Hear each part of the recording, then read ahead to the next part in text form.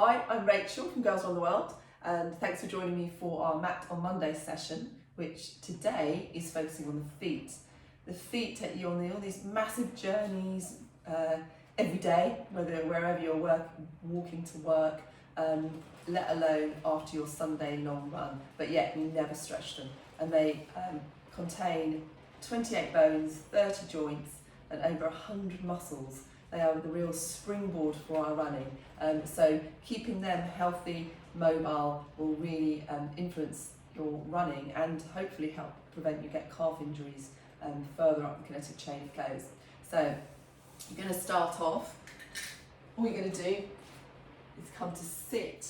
If you kind of rock forward and back, really tuck your toes under, keep your feet together, tuck your toes under as much as you can, and rock back and forth to help mobilise those toes and the feet. If you wear high heels for work, you're going to find this even more difficult. And then you're going to come to sitting on your feet, toes tucked under. And if this proves absolutely excruciating and you're finding you're hovering off the floor and doing this, then what you want to do is get some cushions, put them between your hamstrings and your calf muscles and sit on that. And that can really help take the pressure off a little bit and enable you to stay in the posture.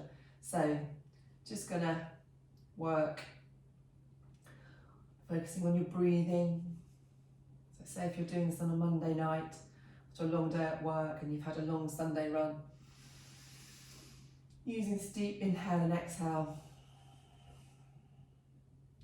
really helps your parasympathetic nervous system undo all the stress of that cortisol response that's been charging through your body through the running and the training and the work, let alone if you've also got home and got to do all the kids' dinners and everything else that you might have.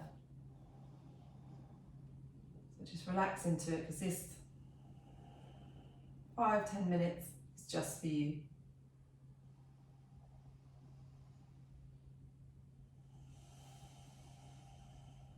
Just a couple more breaths.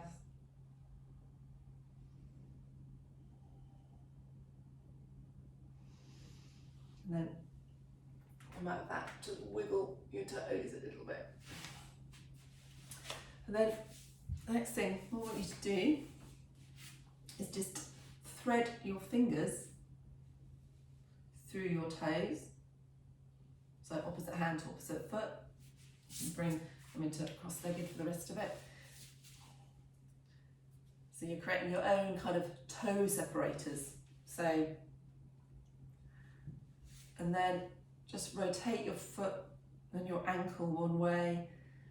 So with running, there's what's called, you might hear people talking about ankle stiffness. And in terms of running, having a bit of stiffness, not to be confused with tightness. If you have muscles that are conditioned well, then that stiffness creates that really good plyometric ability that you need for running. But that's different, and then just rotate back the other way. Then tight muscles are those that are overused or being worked instead of other muscles. So for instance, if you generally suffer from tight calf muscles, always have niggles, then it often means, and you'll all be thinking, oh, I've got that old chestnut, it'll often mean that you are not very strong in your glutes and your core. Everything with running ends up coming back to your core and your glutes, which is why you hear it all the time. So one side, and then let's just do the other side. Again, spread your toes as wide as you can. Thread your opposite hand through your toes. Bring that leg in. And then just rotate that foot. So maybe say 10 times one way, 10 times the other way. And then just creating that kind of toe separator. It's really good for just creating some space in that foot. It's stretching out those toes so they're not so rigid on takeoff and landing. Excuse me, sorry. And then final stretch.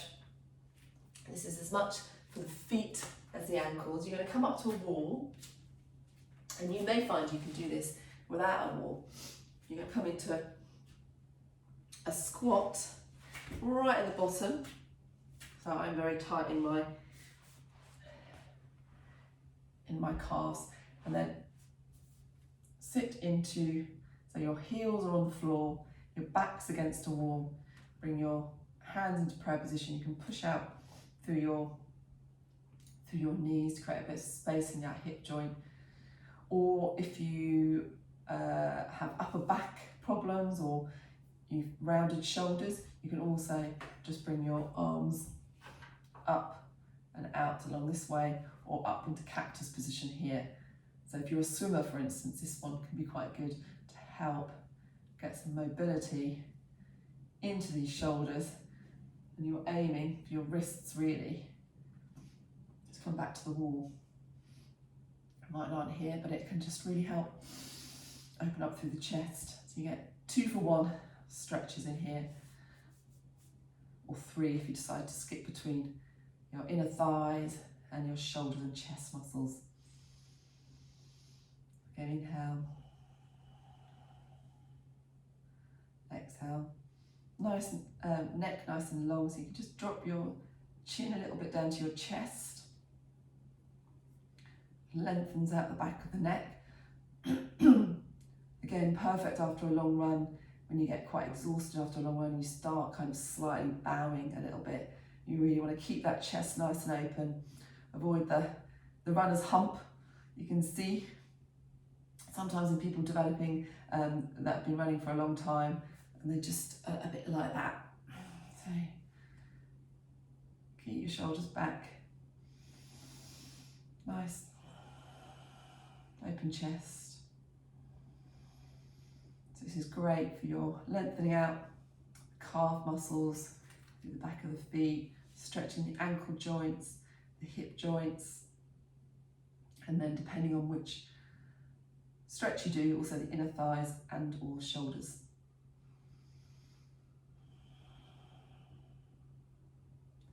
So you can kind of stay in this for as long as you like. Get your TV on, listen to the radio, your podcast.